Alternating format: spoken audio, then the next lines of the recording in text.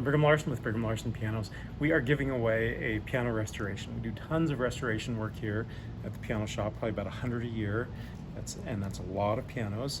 And most of the pianos that we do, they have a story, a family history.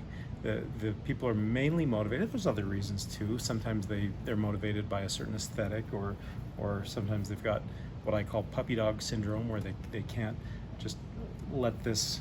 They want to save all the puppy dogs. They want to save all the pianos. But most of them, I would say 90%, probably even more, are motivated by family history. And some of these stories are so compelling, and we've been seeing this year after year after year. If you've followed my channel, you've seen a lot of the restorations that we've done. We've talked about some of the stories, not all of them, but a handful of them we have. So we came up with this idea this year to give away a restoration with the idea of encouraging people to share their story, talk about their family history, dig up photos, dig up video, whatever, and then we're going to choose one that we want to restore. So let's watch this video. This is another one that came in. By the way, if you go to brighamlarsonpianos.com, Larson is spelled with an O, pianos is plural. The very first thing that comes up is Piano Legacy Project Restoration Giveaway, so you can get all the details there. And if this one goes well, we might do another one next year. So I don't know, we'll see. But yeah, it's a pretty cool website. My awesome wife has done an amazing job on this beautiful website. So check out pianolegacyproject.com. Okay, so I haven't seen this video yet, so we're going to be watching this one together. Hi, Brigham Larson Pianos.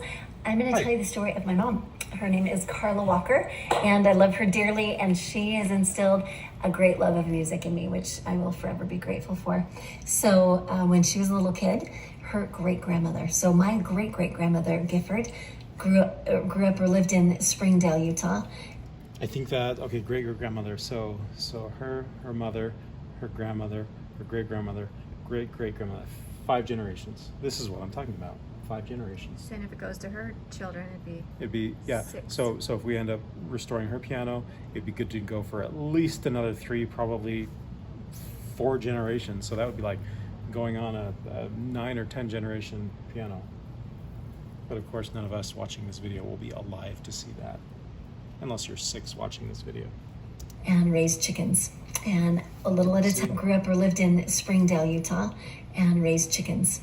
And a little at a time, she saved her egg money and was able to buy a pump organ, which my mom loved. Every time she visited down there, she would play on that. And so her parents thought, well, this is a great idea. Let's buy a pump organ. So they saved and they saved until they had saved $8 to buy a pump organ from a little local church that was selling theirs. And my mom fell in love. She would spend hours and hours on that pump organ, teaching herself to play music. And actually, I think she got in trouble more than once for not doing her chores, but playing on the pump organ instead. But that's where I think her love of music started. She grew up in a really large family, like a ginormous family. And music was kind of the one thread that kept that family sane, close and together. They loved to sing, and they would sing around that pump organ, and then eventually around the piano. So when she dated my dad, and they got married, and he was in the military, and so they moved to Germany and Japan, and she started teaching piano. And so then ever since then, she's been teaching piano. As long as I have known my mom, she's been teaching piano. It's always been a beautiful part of her life to share the joy of music. So she's had a Kawai, like an upright Kawai piano, that is awesome. It's what I learned to play the piano on, but there comes a point when your students are more advanced that instrument is not quite sufficient. And so they really were blessed to find this Chickering grand piano.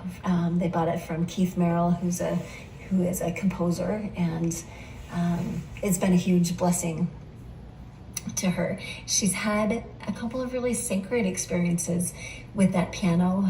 One, just shortly after my grandmother passed away, she had always wanted a grand piano and was never able to afford that. And also, if I'm being honest, she was kind of grumpy. Not my mom, my grandmother was a little bit of a cranky woman. And after she passed, my I'm mom being honest, she was felt, grumpy. in fact, she wrote in her journal about this sweet experience of having her mom, feeling like her mom was there in that room. And just listening to her play. My mom said for an hour, she just sat and played. Well, my grandmother just sat and enjoyed that music. So they were together as like a mother and daughter in a way that they hadn't been, and in a way that words can't describe. So there's been some really, really neat experiences with that piano. Something else that I love about my mom that has always been really inspirational to me, and I think part of it is because as my mom was growing up, she had people come into her life. She was mostly self-taught, had people come into her life that would tutor and mentor her along the way. And I think because of that, she has felt just this love and this desire to do that for other people. So whether you could afford piano lessons or not, she would teach you.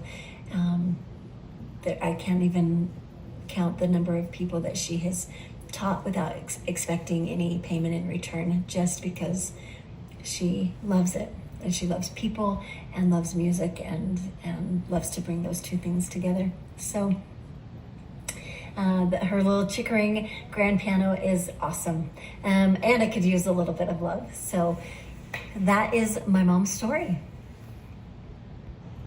Okay, so I guess I kind of jumped to conclusions at the beginning of this video. I thought when she was talking about her great-great-grandmother, she was talking about it as her great-great-grandmother's piano, but I guess she was the one that sort of initiated music. Am I getting that correctly? That she was the one that kind of initiated music in the family.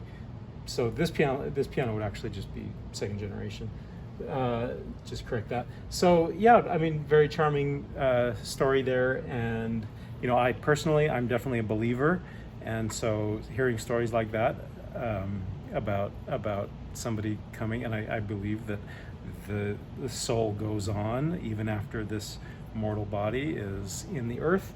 And so hearing a story like that is, I don't deny that it's, I believe it. I believe it's a possibility. It's pretty special. Yeah, that's a special experience that her mom had with her grandmother coming to visit and listen to her play piano. And what better, yeah, right, music bridging heaven and earth. That's good. That's a good way to put it. What better thing to do if you have permission from whatever angel is in charge of you, I don't know how that works, to come listen to music, to come listen to piano music. Seems like a perfectly legitimate use of your spirit time. Anyway, very nice. Thanks for the entry.